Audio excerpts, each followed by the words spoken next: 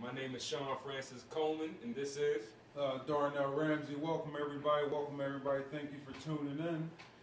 Yes. I'm very excited for any of the new listeners who are here. Excited for the listeners who are returning. It's a pleasure and an honor to be sharing these moments of your life with you. How was your day, good brother? My day was good, man. My day was good. Actually, I'm always excited when Tuesday come around to get started on our. I know we're having our show, but actually did some things. It was a productive day, man. Productive day. Getting back on the grind. How was yours, man? It was stable, man. It was still incredible. Dealt with some of the stressors. I turned my stresses into my strength. So it was a little tired, but I'm still, I'm great, man. I'm great. I'm incredible. Excited about this show, talking about the fear of success and flatlining your greatness. Yeah, man. Yeah, I know we talked about that a couple weeks ago about the topic. I was like, there's so many ways we can go with that. But before we get started, I know last week we talked about higher education and is it hype or is it it's a necessity. It's a necessity. Yeah. But the last part we were talking about, we touched up on a little bit the last few minutes because the conversation got so good. Right. We talked about like the last 5 minutes, talking about the military and trade schools, other alternatives. Right. And I want to thank the viewers who commented on the show and told us that we gave some insight. But I thought that I rushed a little bit about the last part when we talking about trades. We're not going to go through the whole show, but we talked about the different benefits to college.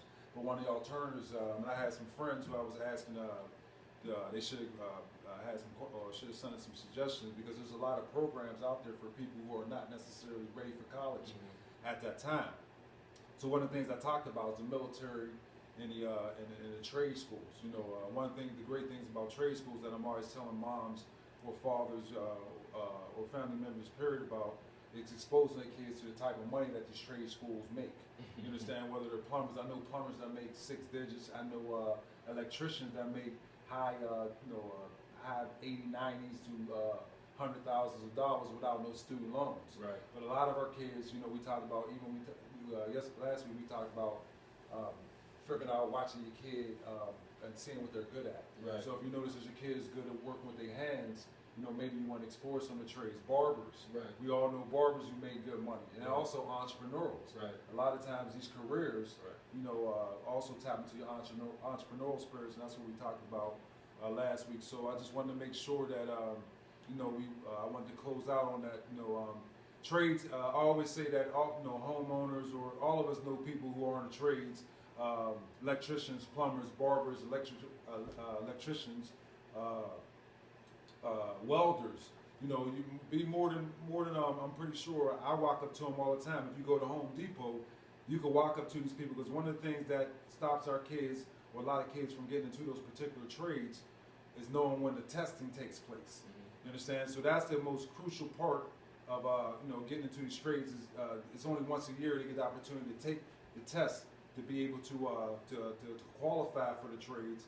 So that's one of the things I would encourage anybody, if you know your sons or daughters who are into these trades, they might not be college material at the time, explore that. And another thing I always talk about, because I went into the military helped me become the man that I became, or still is becoming, is that a lot of our kids, instead of sitting around the house at 18, 19, once they graduate, they might not be ready for the military.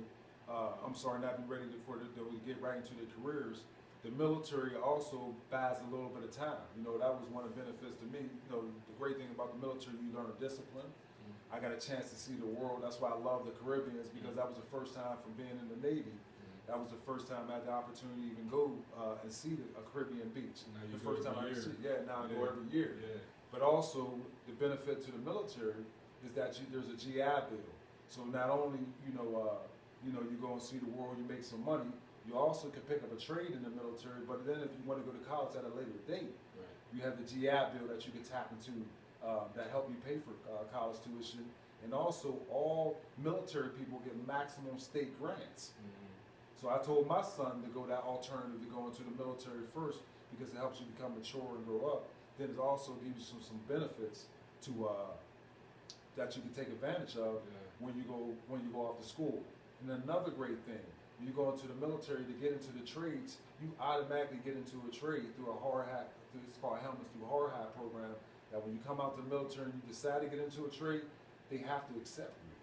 That's very interesting. I think also applies to this week, the Fear of Success, because you know, I remember you and I actually sat down whenever we were working on a business deal with one of the local principals at a high school here, and he had a PhD. He was telling us just in random conversation that he would have rather have went back and got a trade degree. I remember instead of having a PhD. Right, I remember that. You know, and as far as the Fear of Success and how you bring up the military, you know, that's, I don't want to say it's non-traditional, but you know, you have to again explain yourself, like, well, why is your kid not going to college but they're going into the military, which is still very respectable. But a lot of people, you know, that's also the fear. Like, there's different roads to success. Wow. And you, for some parents might fear, like, well, how am I going to explain this to my peers? How am I going to explain this to the family members? Wow. You know, but you're flatlining your greatness. You might be flatlining. Is that, I look at that principle, not in a negative light, but is he flatlining his greatness, maybe doing something that he doesn't love to do? You know, he might be skilled in a trade, and now he's 20, 25 years in something doing that he really doesn't want to do. He's flatlining his greatness. Not saying he is, but what if that was the case? You know what I mean? I love our conversations, man, because every time I write down some notes, you always, you know, cause a light bulb moment to go off, like, wow. You understand? And that's crazy. Yeah. Now, you know, because that's one of the points we're going to talk about. But as a parent, now you flatlining your child's greatness, right? Because you worried about what your peers is going to say. Exactly. Not knowing that your son, you know, your son is, you know, military would probably be the best direction for him at 18, 19, or your daughter, so to speak. But his friends is going to, you know, Ohio State, Pitt, UCLA, and you got it. Well, mine's going to the military, which is still respectable. But in 20 years, your son or daughter might be more well off than people going to UCLA, Pitt, Syracuse. Wow. But if you force them into that, you might be flatlining their greatness. Because greatness is it's individually based.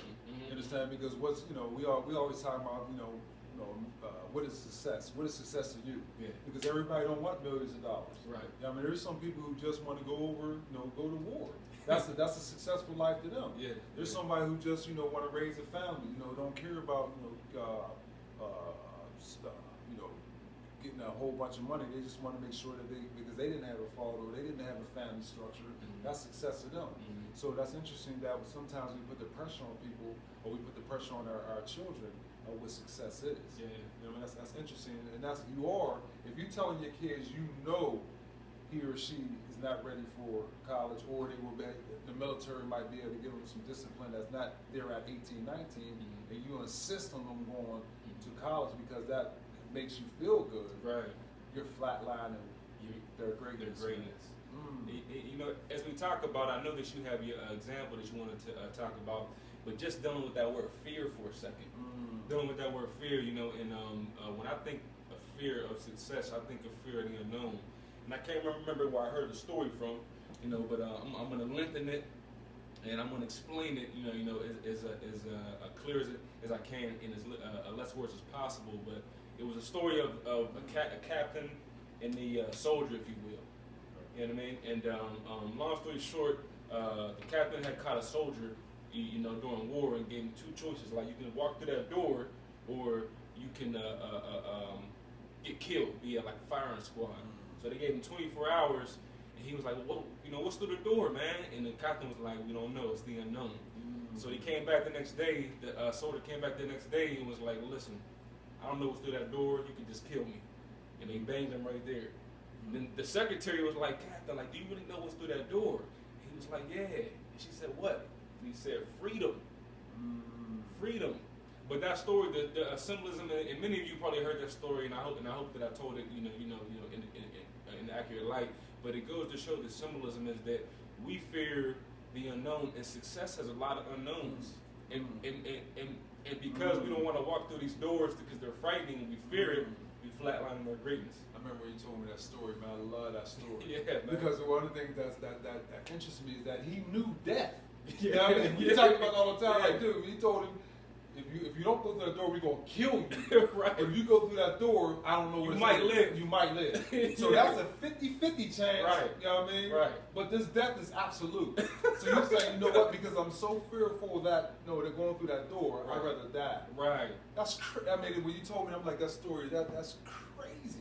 Like, I'm gonna take my chances. I know I might make it through that door. Right now, you already told me that you're gonna kill me. But that's a powerful story, man. And as you tell me that, it reminds me of in my first book about success, man. I remember you and I were you had like the point whenever I said that most people fear not living their. Excuse me. Most people fear living their dreams. Most people don't live their dreams due to the fear of suffering through the nightmares. Mm-hmm. But it's them same people who don't realize that with that mentality that you already living the nightmare and killing the dream. So many people are living a nightmare. Yeah, miserable. Yeah. You know, I mean, you see something.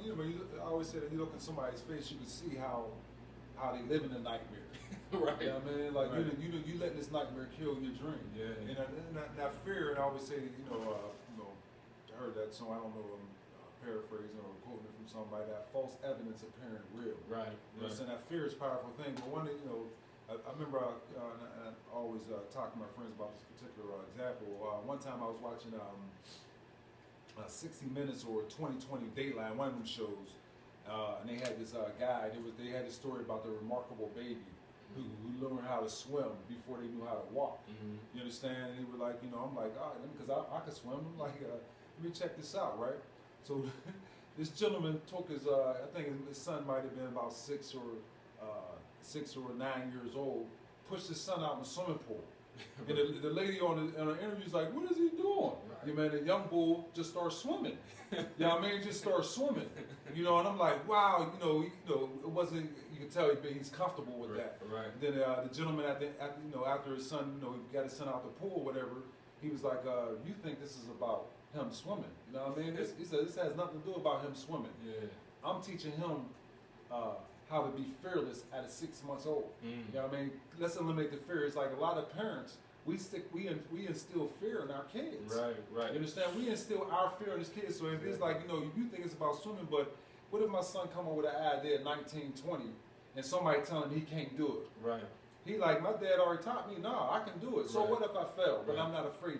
I'm not fearful. Right. So I'm like, wow, he learned that at 6 months. Right. That young boy probably about 4 or 5 right now, probably working on his first program right now.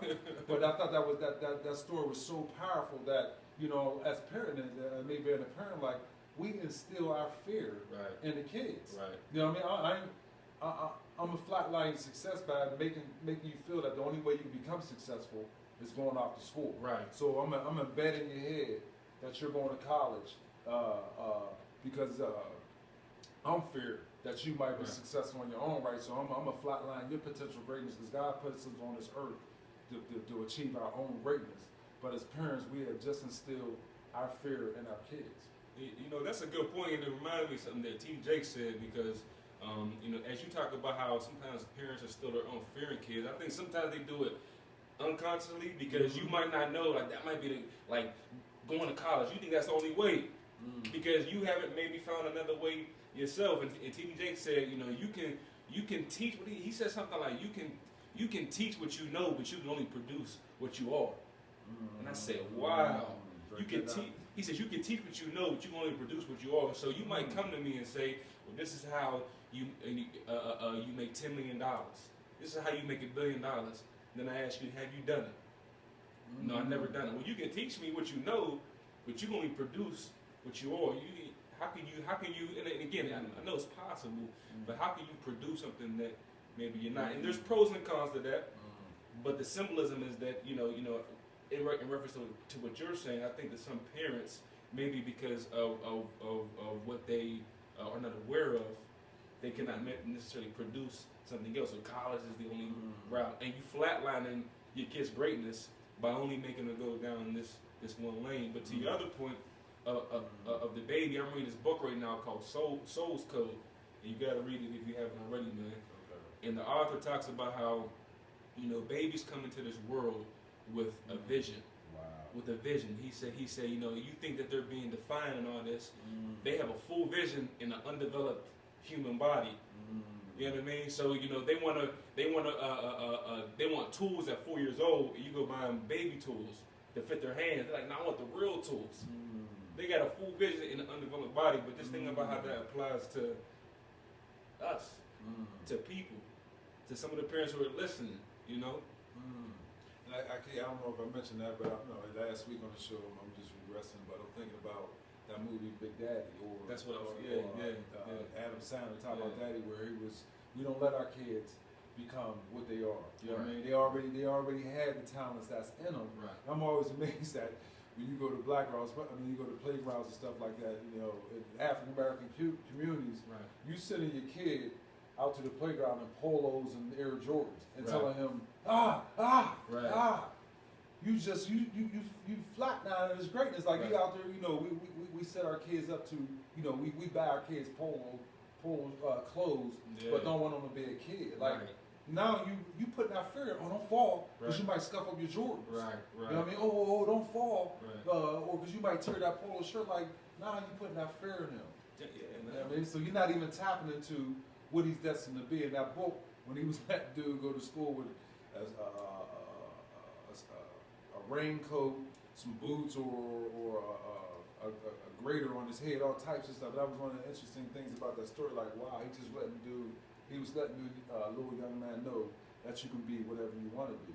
And as parents, you know, we talked about that last week about how we're not even developing our kids' talent. We're just already saying that you're going to be successful by knowing A, B, C, and D, without even being, paying attention to whatever their talents are. So we're flatlining their potential greatness even before they get started. So then you have made a point like who you are. That's the unfortunate thing about certain communities. When you come from certain communities, you don't even see that greatness because you only becoming what you are, what you see. You understand? So you look at, our communities, not only the parents, our communities flatline people's greatness as well. Exactly. You know what I mean? Where our community could be whether the school, the church, or the people surrounding that kid. When we got people thinking that our kids can only become athletes and entertainers, you flatline their greatness. Yeah, man. You understand? I said it once, I say it again. It takes a community to raise a child, but it takes a community to destroy one too.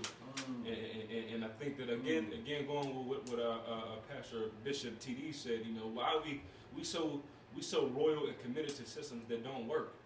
You got. I don't think that don't just dare to be different. Do different. What is the point? What's the point of doing the same thing? That's called insanity. Where's it getting us? Where's it getting us? I remember when I was in high school, man. I always did my own thing, and some people would say, man, the way you dress, I don't really like it, but I respect it because you do it well. I wouldn't do it, but you do it. You know what I'm saying? You just have a group of people who do not understand the power of being different, and you committed to systems that don't work. Take non-traditional ways, and as far as success, too. If you don't, it costs a lot of money to bring your dreams and goals to life, but it's going to cost you your life to live somebody else's dream. Say that again, man. I think you put that right as one of the quotes in your book. Yeah. Say that again. Yeah, it costs a lot of money. As you're talking about the fear of success and flatlining your greatness, you have to invest in yourself. You have to invest in your family, and it's going to cost a lot of money to bring your goals and your dreams to life. But it's going to cost you your life to live somebody else's dream. And what I mean by that is that a lot of people on a job, they so focused on what they got to do at their job that they ain't realize what their job has done to them. You know what I mean? You invest in all that in your job, living somebody else's dream, and you invest not much in yourself. I think we're gonna come back. We gotta take a break. We're gonna come back and talk about that. Investing in yourself again, flatlining your greatness if you're not willing to really, invest in yourself. But we're gonna take a commercial break, and we'll be back with more conversations with good brothers.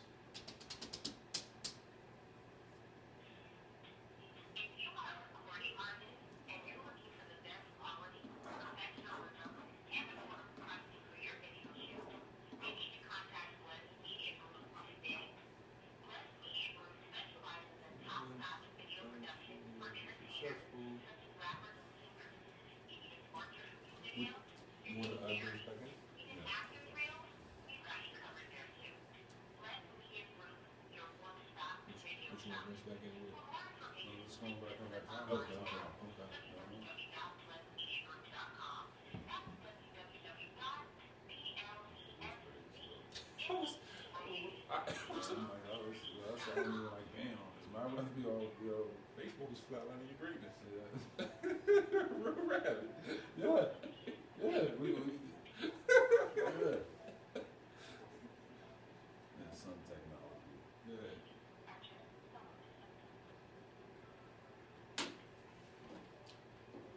I'm gonna take a few questions too. Yeah. Yeah. What is it?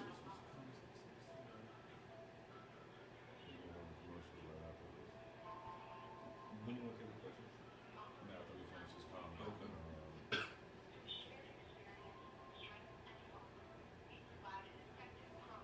Yeah, man, we get, you know what I'm saying? That's what I think we should do.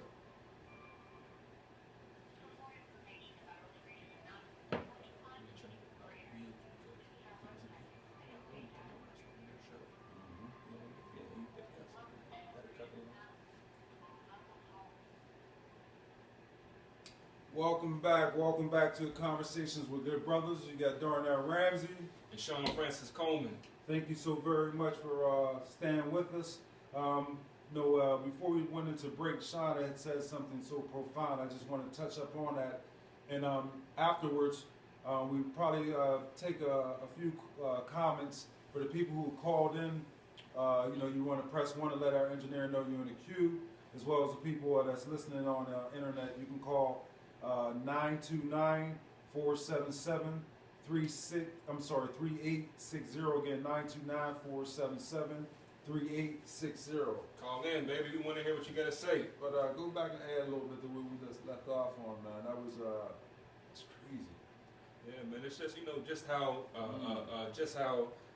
if you're not willing to invest in yourself, in your brand, in your product, in your family, in a sense that whenever you don't do that, whenever you don't understand the fact that it costs a lot of money to bring your goals and dreams to life, you will realize that it costs your life to live somebody else's dream, because you're going to spend your life working for somebody else. And we had talked about that last week. It's not everybody's an entrepreneur, but there's so many people who do. Right. You know what I mean, flat and miserable and check out early because you have really killed yourself by not pursuing what some of your dreams and some of the things that you that was supposed to make you great. Right, exactly. And when you talk about when you believe in something, when you have removed the fear from something, you willing to put anything to that.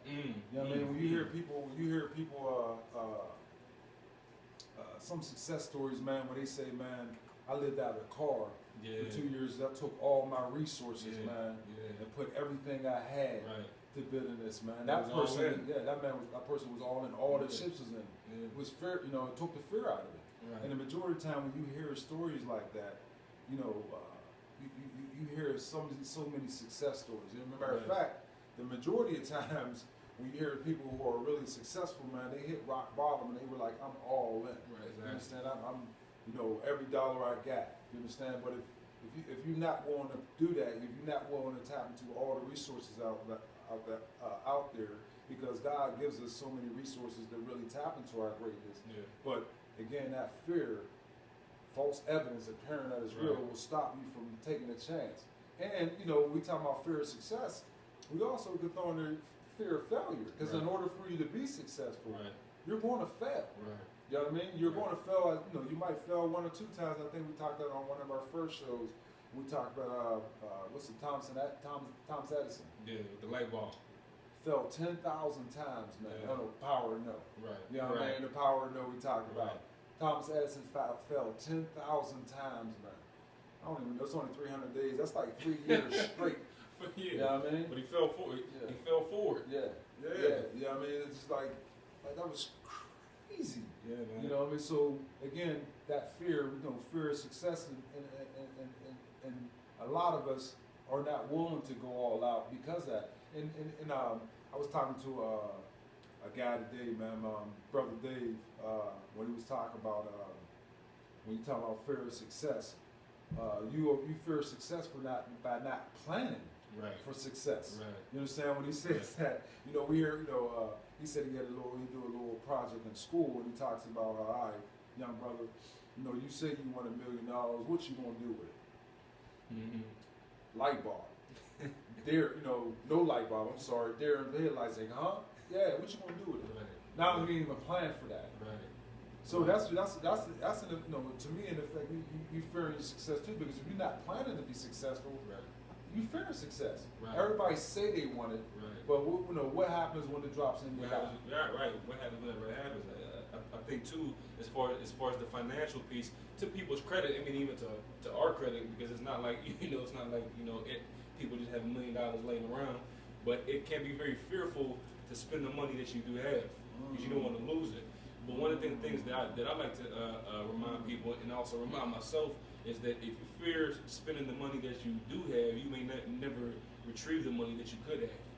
Say that, yeah. If you fear spending the money that you do have, you may never retrieve the money that you could have. They say a closed fist can't really get fat. Right. You understand? So if you gripping to your point, if you gripping that dollar so tight, Yeah. God's saying, send it out to the universe, it Yeah. might come back. Because success wants something in exchange. Success wants something in exchange. I'm telling you, man, if success had a life, all it would ask you is, what are you going to give me?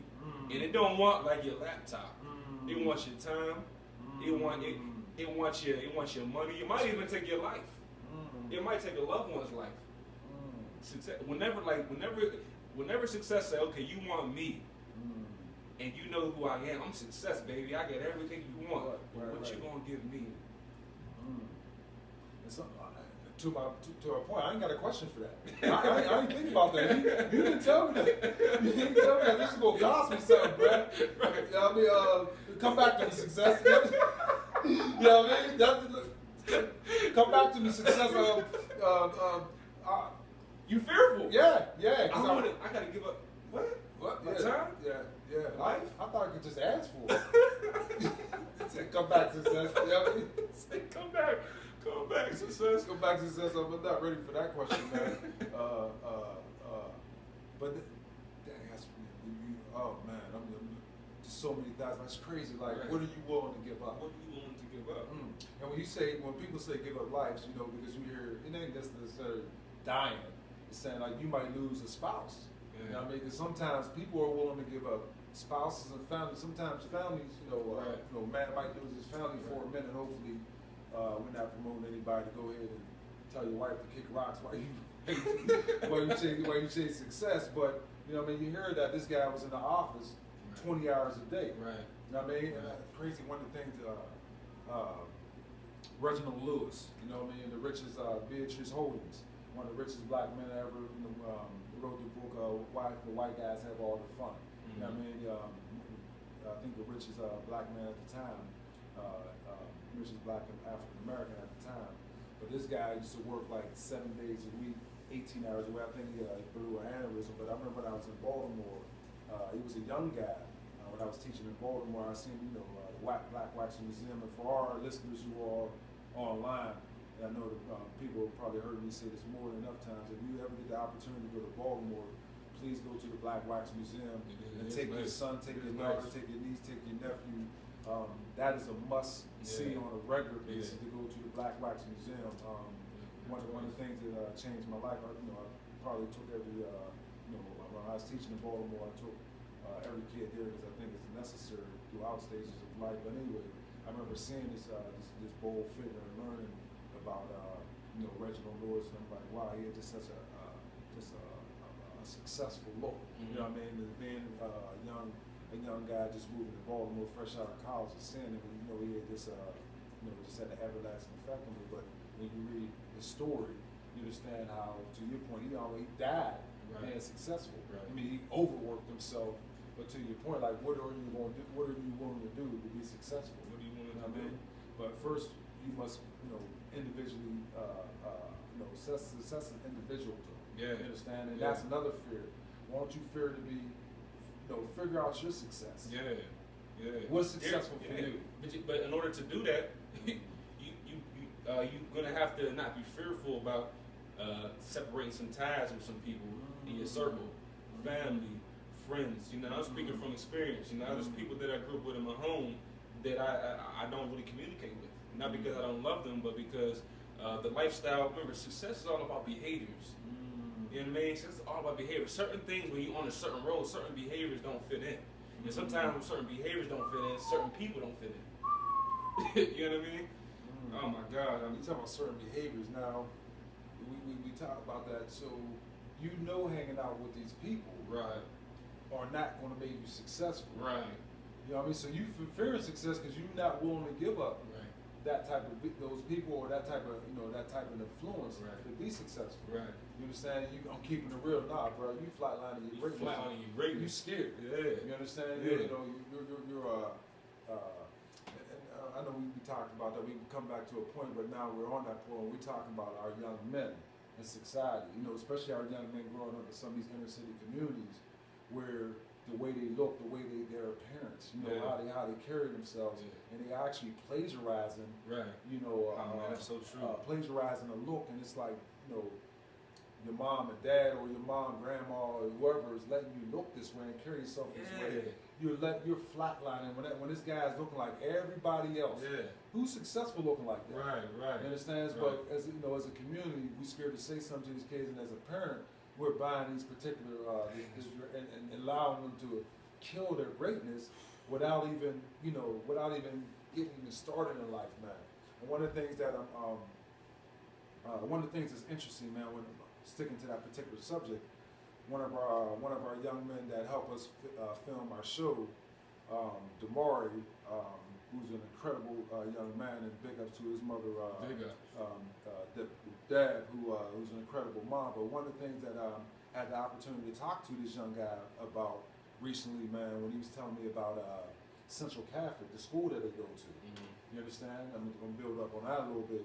But he was telling me like the uniform, like the Central Catholic, like you gotta wear a tie, you gotta wear a belt, you can't have parts in the side of your head, your hair can't be down over your shoulders. There's a certain successful look that they instill in these young guys in 9 through 12. I didn't even look behaviors. I had no idea, and I'm like that. This school system is preparing these big guys for greatness. They're not flatlining their greatness. You understand? They prepare they're showing that you're going to be successful. So, to your point, there ain't no gray area. You tell if you fear success or you promote success. So this school is telling these kids from 9th to 12th grade, you're going to be successful. So not only are you going to look at, you're going to play the part while you're here. Then you go to our public school systems. You understand? And particularly the inner city public school systems, where you're not even wearing a belt, you're allowed to wear all types of, like you look a mess. Are you preparing that guy for success? You understand? Or you flatlining his greatness? And I thought that was powerful. Now even that, but I commend his mother, and I commend my ex wife out there, where people are willing to sacrifice to pay for an education because they know that this, in order for our son and daughter to be successful, I got to sacrifice. You have said that. What are you willing to sacrifice for your people to be successful? Sacrifice starts with the parent. We want our kid to be successful. Now I'm coming back to, I'm trying to tie this all together. We're instilling our kids fear by putting our fear in them. But if you, as a parent, you saying, you know what? I'm going to sacrifice my success for you, or I'm going to show you that sacrifice success takes some sacrifice, and I'm going to model that. Wow. You understand? I'm going to model that for you. Exactly. You know what I mean? Exactly. So some of these parents who don't get it, when you paying $15,000 for a school for your kid, you ain't fair. You fearless. Yeah. Right. You willing to pay 20 stacks for your kid to go to school? You're taking the fear out of that. I'm going to do whatever to do, baby. I'm going to sacrifice to make sure that you're going to be great. You're going to be successful. Man, that's powerful. Actually, I want to build off of probably every point that you just said, because when you talk about success and you talk about relationships, right? And when you talk about some of the things that society and your community puts on you, now think about whenever you was a peer, right? When I think of success now, since I'm 29 now, but I know for a fact that my success has been amplified since I got with my wife, who was then my girlfriend. So, and then when I think about my dad and my mom, what they really have been able to do, some of the things that they did for us individually, as they did together, take us on trips every year. When I look at my uncle, so, but going back to what I'm getting to is that the community, your boys Your boys are telling you, oh, you hold her hand and all that. When you high school, you hold her hand. Oh, you love her, don't you? You bastard, Sean. You started something, man. You started something, god dang it. I wasn't even ready for it. I'm sitting there about, man. I wasn't even ready. Why you go there, man? You know, I got something to add to that. You sons of... Oh, I can't cuss on the radio, man. God dang it. Sean, dang it, you, Sean. But real talk, man. Okay, speak on that, man. Speak on that, please. Man. I will. So your boys and your peers are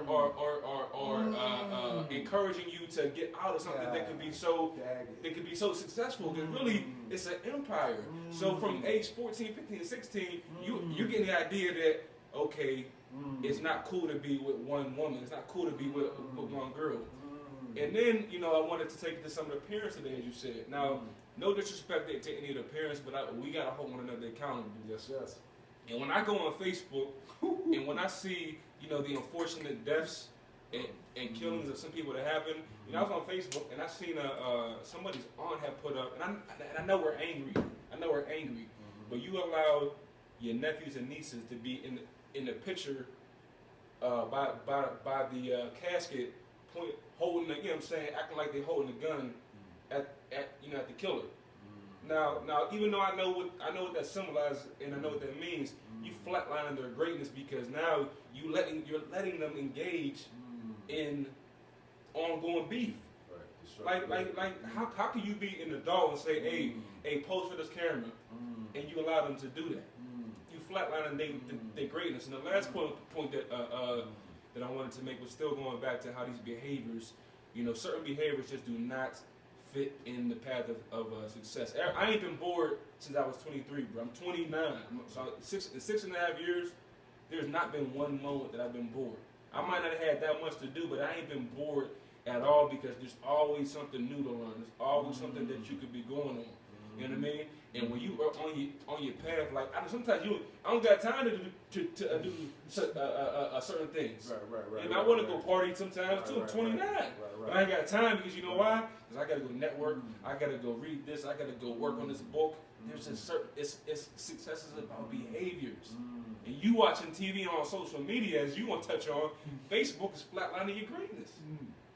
You mentioned some of the stuff, and I'm just thinking, whether it's kids or whether it's adults, and then Facebook has its, all technology has its pros and cons, But again, as you say, there's that image you just mentioned about, holding a gun and you're taking a picture and posting that. Right. Again, we modeling success for our kids. Right. Even if you're not successful, I know one of the cartoons, man, not one of the cartoons, one of the shows when I was a program manager at my previous job. One of the cartoons we showed Gifted Hands with Ben Carson. But his mother didn't even know how to read. Right. But what she did, she made like she pretended how to read. Right. So when she's telling her kids, she didn't even know how to read. Right. But you gonna learn how to read. But at night, I'm going to learn how to read. Wow. She had wisdom. Yeah.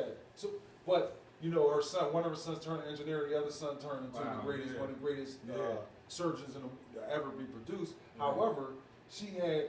What I'm saying, she had modeled that greatness. Right, wow. You understand? Like she didn't. I don't know how to read. You gonna read, god dang it. But now I challenge you. Yeah. Now I need to go learn how to read. Wow. Because you just might go pull my card. But as parents, sometimes we flatline our kids' greatness because we're not even role modeling what we want them to do. Wow. And do as I say, not to do. I mean, it's really do as I do, not as I say. Right. You understand? So if you're not necessarily role modeling and stuff, you really flatlining your kids. Greatness. So one of the things we got to be constant on is role modeling what we want from our kids. That was a perfect example. Man, that's a perfect example. And you know what? I know we got to pay the bills, Sean. You hit me with 3 points and you didn't give me a chance to talk. This is what one of the points that you made that I want to talk to you. But we're about to go to a break, to our last break, so we can we'll be back with good conversations with good brother. I'm sorry if I'm stuttering. I just got all these thoughts running through my mind. Again, you have any questions when we come off a break, please dial 1. Let our engineer know that you're in the queue so we can ask any answer your questions or take any comments. But we'll be back shortly after this break.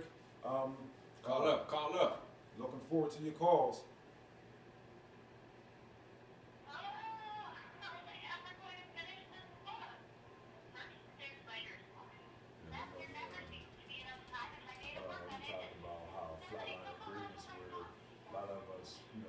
we men flatline our greatness by being players. Yeah. You know what I mean? By not, when you look at the great men, the Martin Luther Kings, the Malcolms, the President Obamas, or whatever, that you know you got a great.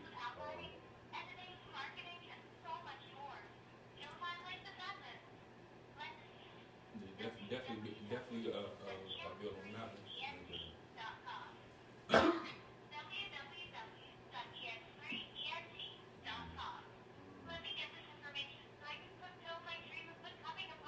We gotta make our own respect.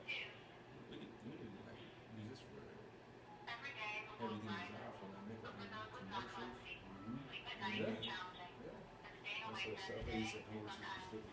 We can run that same commercial every time. Yeah. I mean, I wish I could see that we had another computer for a second to see what people are saying. Oh yeah. Yeah. Yeah.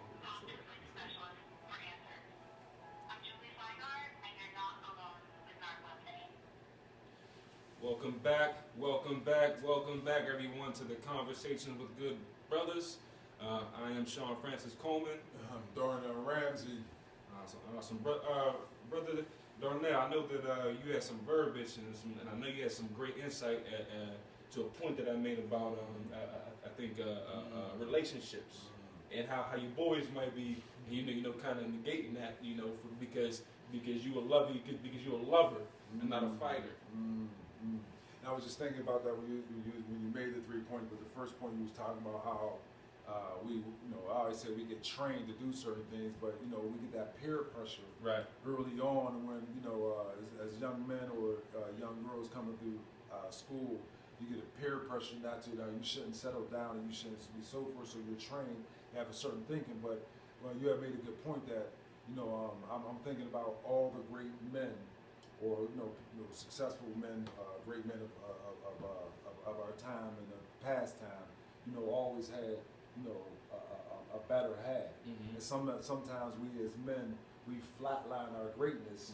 by not even entertaining or being fearful of being in a committed or long-term relationship.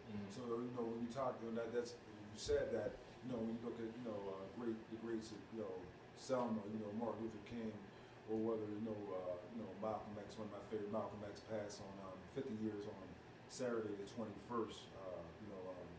One of the greatest men I ever lived. Happy belated birthday, one died. I know. I knew that. That was only 50 years, brother Malcolm passed for celebratory, man. Yeah. He said he died. February 21st, 1965. But anyway, that's powerful how we let that flatline our success. A lot of men, because we fear for certain things that are not necessarily promoted. Yeah. You understand? Or we let our friends peer pressure us to do certain things, such as I always talk about how back in the day, me and my man, going to middle school in Frick, 30 plus years ago, how peer pressure used to be,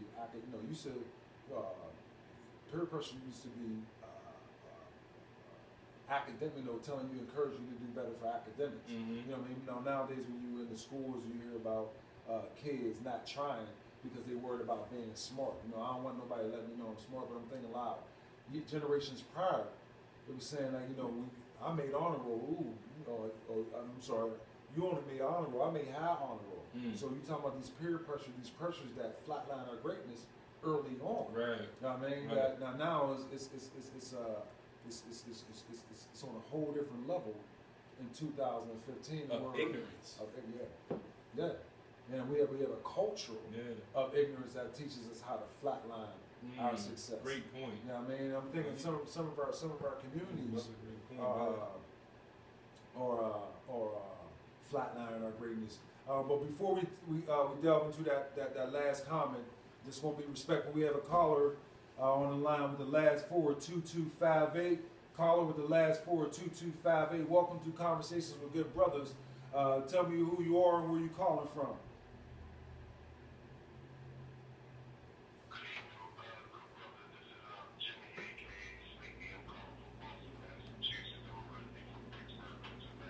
Baby Sleep. What's up, baby? How you, man? God bless. How are you?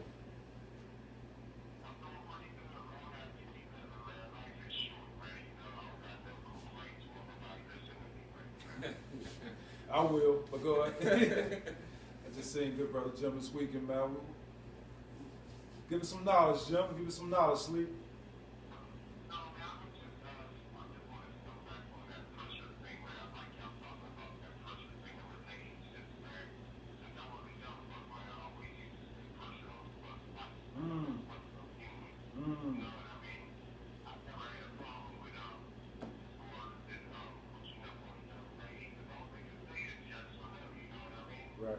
Right.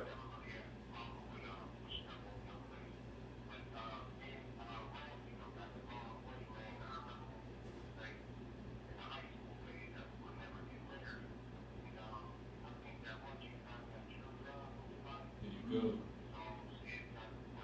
There it is. I gotta agree with that.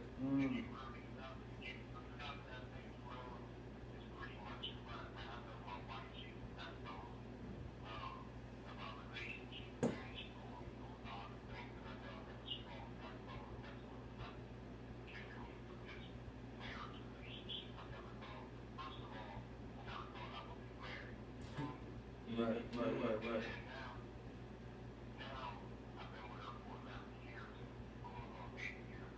Congrats. Congratulations.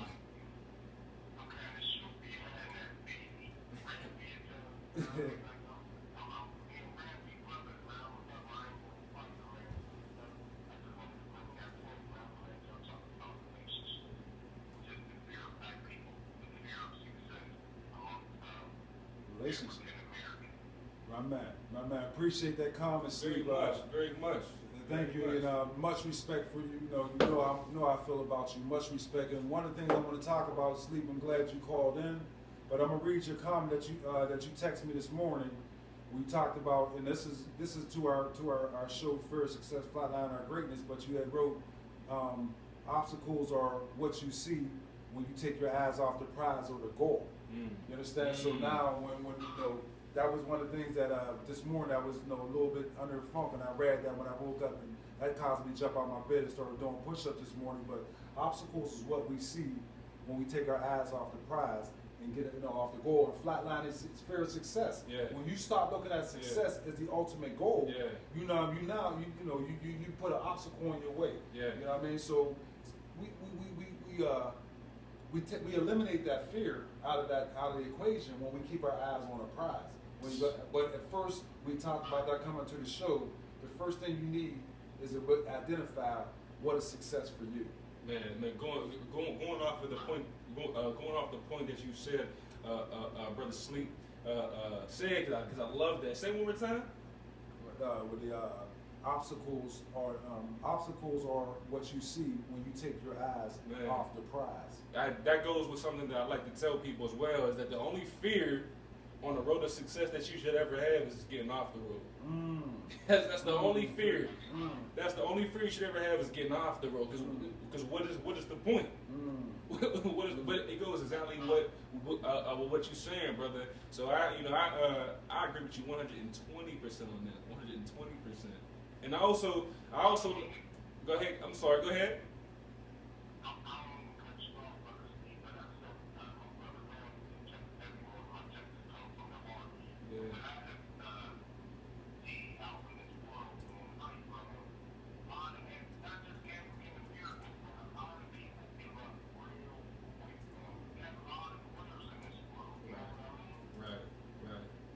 Hey, brother, we thank you so much. Thank you so much. Please keep calling in every week, man. We would love to have your energy each and every week, and definitely tell your friends and family about the Conversation with Good Brothers Talk Show. Appreciate you.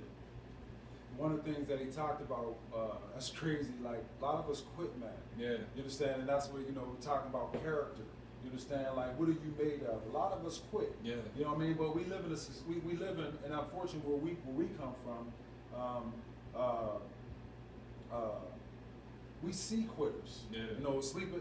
Brother Sleep had talked about that we grew up in certain communities, and I'm going through certain inner city communities in Pittsburgh. You see hundreds of men who quit. You understand? So, and also with us, they tell us what success is for us. Well, we got to dribble basketball. We got to say a verse. We got to entertain. So if we don't get there, no, we call the thing is we consider that success for us. But to us, getting married and raising kids is success. Right. But if we ain't multi-millionaires, we think that we're a failure. But then we have so many images of failures that becomes our norm. But Brother D, I want to say I agree with you, but I also want to challenge the notion for the betterment of black people. Because again, I don't want to always make it a black and white thing. Definitely not. It's definitely not, because there's brown people in the world. There's other types of people in the world. But for the sake of my comment, I want to take black and white people and say that we ain't the only ones who have images of failures either. Because some people I'm in a situation where I counsel people who they're in a situation where they have quote unquote success, what we would call success. And whenever they have certain stressors in their life, they quit. And by quit, I mean they quit in life. I don't want to be here no more. I'm taking myself out. So I would say that maybe we don't quit because we're not committing suicide. We might give up, but we ain't necessarily quit. Like quitting to me is like when you put suicide to your dreams or you put suicide to yourself. So what I want to say respectfully is that I think that it's a fact that our counterparts commit suicide at a much higher rate than we do. We still choose to live. It might not be the type of lifestyle that we want, but we ain't quitting. I like that. Now, thank you for that. Because quitting means during the chance that we've seen a lot of people come back from addictions or hard times, or success. Exactly. Right. When you quit, you're checked out. That's the beautiful thing about God. As long as you giving yourself the opportunity to wake up the other day, the next day, God's gonna give you another opportunity to be successful. You understand? But thank you for correcting us on that. That quit. When you quit, that means you've been checked out. You checked out. You're on your way out of here. Yeah. That is okay. Thank you, but. I'm just coming back to those obstacles because that's we didn't touch on. Let's touch on that a little bit more about to get to where you're going to be, to get to success. There got to be a willingness to overcome some obstacles. Yeah, what I mean. You got to. Matter of fact, you got to put that in your outline. You know what I mean? When you write your outline of success, there better be some obstacles in there. Right. You understand? There better be. You know what I mean? One of the things with the I was thinking about is this guy was telling me about when he was writing his business plan, and one of the things he was talking about, because you write a business plan for yourself, whatever. But he was talking about how the things that you put in your business plan that you need to put in, breaks, vacations, because you'll get burned out, and that leads to your failure. You understand? So what I'm saying, when you put in your business plan of success, that you better put some other things in there that's not traditionally in there. I like because that. there's no traditional way to success. But I would tell you that you're going to have some pitfalls, you're going to have some obstacles, you're going to have some setbacks. But you can't say, if I have a setback, I quit. Well, I'm sorry, I'm gonna no longer pursue my greatness. I won't be a success because of these things. When you instill these things in them and you automatically put them there, you're already ready for when they come. Because we don't know any person who's successful who didn't have quite a few of them along their road to success. But you know why, too? And I love how you spark in my mind, is because what you just said is the bedrock of it. And there's no excuses. Anything else besides that is an excuse. Because what I tell young boys, and really anybody, is that when you want that piece of what, when you want some of that shorty, you strategize. You got the gift of gab. What? Your confidence is on a high. And even if you get rejected, guess what? You try again. You try the same way you go after a shorty. You figure it out. So why can't you use them same skills and that same strategy with some goals? So whatever you read, like I try really hard to be empathetic, but there's no excuse that you cannot be successful. It's the same way. If you can get in a shorty's panties, why can't you get in your own path on success? Tell me what the difference is besides the act.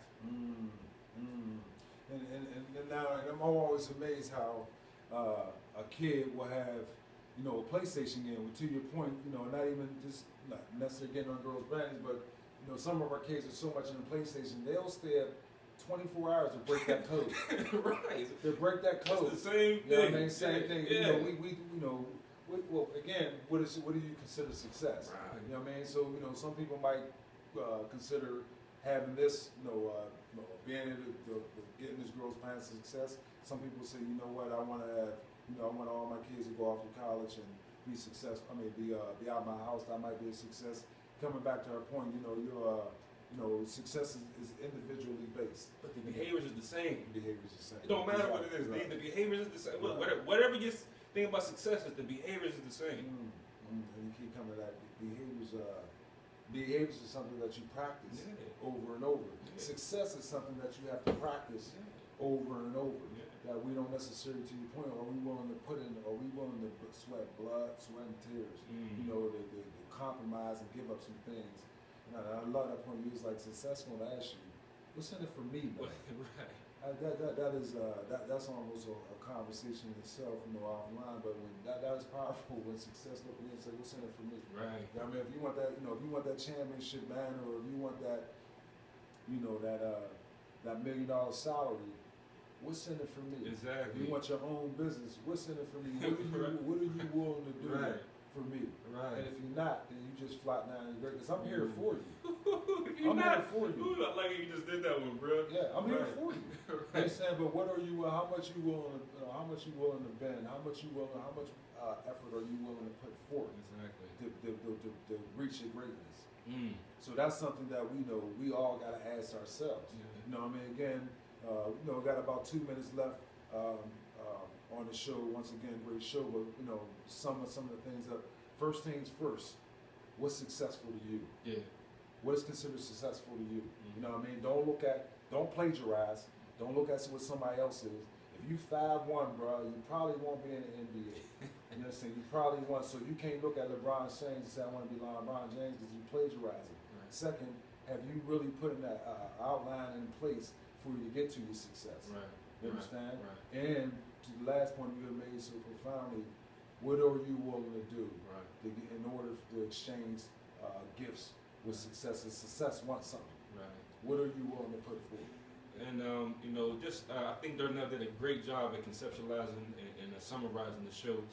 I would just say that we got to put this into action. And if anybody is interested to really get on their path and enhance their path, please visit perspective.com. We have a training coming up on how to figure out your purpose and how to enhance your purpose. It's a 30-day online training. You can take it from wherever you are around the world. Visit us at www.perspectve.com. Appreciate your time. Love your energy. Thank you for letting us share these moments of your life with you.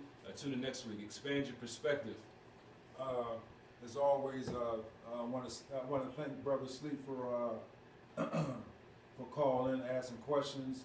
Again, I will welcome callers to make sure that email us, letting us know your questions. Also, all of our shows we put up on YouTube.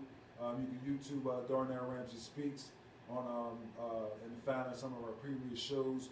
We'll be setting up our Facebook page very shortly. We look forward to you liking our page. Again, thank you for all that you continue to do. Thank you for your support. Always give thanks and have a wonderful evening. Peace.